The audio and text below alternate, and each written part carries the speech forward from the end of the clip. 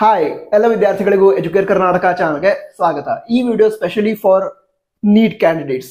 ಯಾಕಂತ ಹೇಳಿದ್ರೆ ಈಗ ನೀಟ್ ಕೌನ್ಸಿಲಿಂಗ್ ಅಲ್ಲಿ ಪಾರ್ಟಿಸಿಪೇಟ್ ಮಾಡಬೇಕು ಅಂತ ವಿದ್ಯಾರ್ಥಿಗಳು ಮೆಡಿಕಲ್, ಡೆಂಟಲ್, ಆಯುಷ್ ಕೋರ್ಸ್ಗಳಿಗೋಸ್ಕರ ಸರ್ ಆಪ್ಷನ್ ಎಂಟ್ರಿಗೆ ಲಿಂಕ್ ಪ್ರೊವೈಡ್ ಮಾಡಿದಾರೆ. ನಾವು ಹೇಗೆ ಯಾವಾಗ ಆಪ್ಷನ್ ಎಂಟ್ರಿ ಮಾಡೋದು ಅಂತ ಕೇಳ್ತಾ ಇದ್ರೆ, ಯಾಕಂತ ಹೇಳಿದ್ರೆ ಅವ್ರಿಗಿನ್ನೂ ಡಾಕ್ಯುಮೆಂಟ್ ವೆರಿಫಿಕೇಶನ್ ಸ್ಲಿಪ್ಪೇ ಬಂದಿಲ್ಲ. ಟೆನ್ಷನ್ ಮಾಡ್ಕೊಳ್ಳೋ ಅವಶ್ಯಕತೆ ಇಲ್ಲ.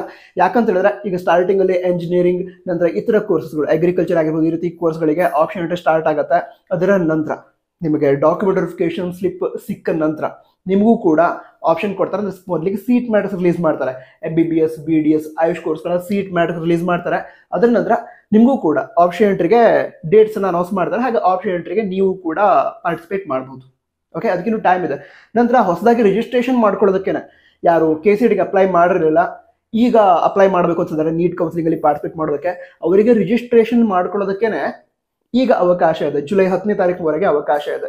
ಸೊ ನಿಮಗೆ ಸಾಕಷ್ಟು ಟೈಮ್ ಇರುತ್ತೆ ಮುಂದೆ ಕೂಡ ಆಪ್ಷನ್ ಎಂಟ್ರಿ ಮಾಡೋದಕ್ಕೆ. ನೀವು ಟೆನ್ಷನ್ ಮಾಡ್ಕೊಳ್ತಾ ಇದ್ರೆ ಟೆನ್ಷನ್ ಮಾಡ್ಕೊಳ್ಳೋ ಅವಶ್ಯಕತೆ ಇಲ್ಲ. ರಿಲ್ಯಾಕ್ಸ್. ಮುಂದಿನ ವಿಡಿಯೋದಲ್ಲಿ ಸಿಗೋಣ. ಮತ್ತೆ ಡೌಟ್ ಇದ್ರೆ ಅಕೌಂಟ್ ಹೋಗಿ ತಿಳಿಸಿ. ಇವತ್ತು ಸಂಜೆ ನಿಮ್ಮ ಡೌಟ್ಸ್ ಅನ್ನ ಕ್ಲಿಯರ್ ಮಾಡ್ತೀನಿ. ಕಾಲೇಜ್ ಹೋಗಬೇಕು, ಕ್ಲಾಸಸ್ ತೆಗೆದುಕೊಳ್ಳೋದಿದೆ, ಅದಕ್ಕೋಸ್ಕರ ಆಲ್ ದ ಬೆಸ್ಟ್. ಸಂಜೆ ಸಿಗೋಣ. All the best. ಜೈ ಹಿಂದ್. ವಂದೇ ಮಾತರಂ.